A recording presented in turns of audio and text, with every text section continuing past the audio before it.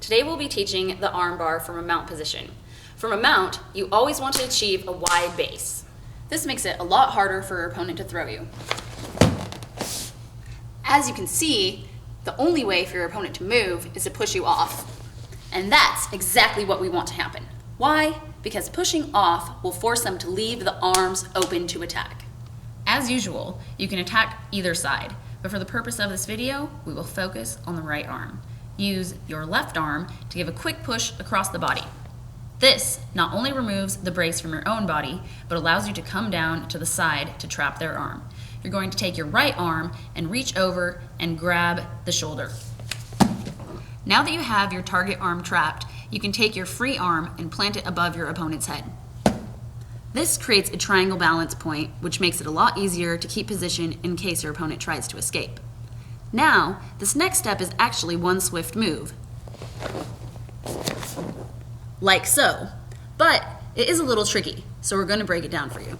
Even though it looks simple enough, you have to keep in mind the only reason your opponent is allowing you to swivel like this over his or her body is because you are maintaining weight and control over the arm and body.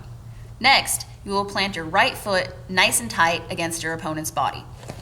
Now, you have your weight distributed between your right foot and your left knee. Here's the tricky part. You need to maintain weight on your opponent to keep them on the mat, but you need to transition your weight to your left foot to be able to swivel and throw your left leg over to finish the armbar. So here's a fighting fitness tip of the day. Dig your right heel into the side of your opponent's body.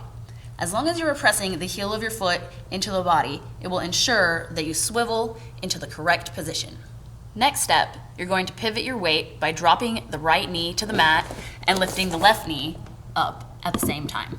Once your weight has shifted, you go to swing your left leg over the head, which will end up across the neck and the upper body of the opponent. Now, the swinging motion of the leg often causes people to misgauge the distance and end up sitting too far away from the opponent for the armbar to be effective.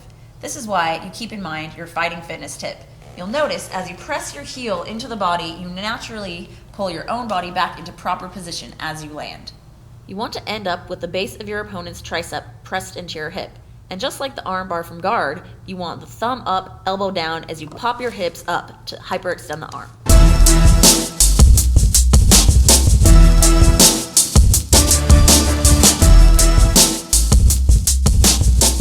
And that's how you throw an armbar from mount. Tune in next week for another episode of Fighting Fitness. Make sure to like and subscribe. Her hair. Why? Because it's shiny and beautiful and lustrous, and she could be in Pantene commercial.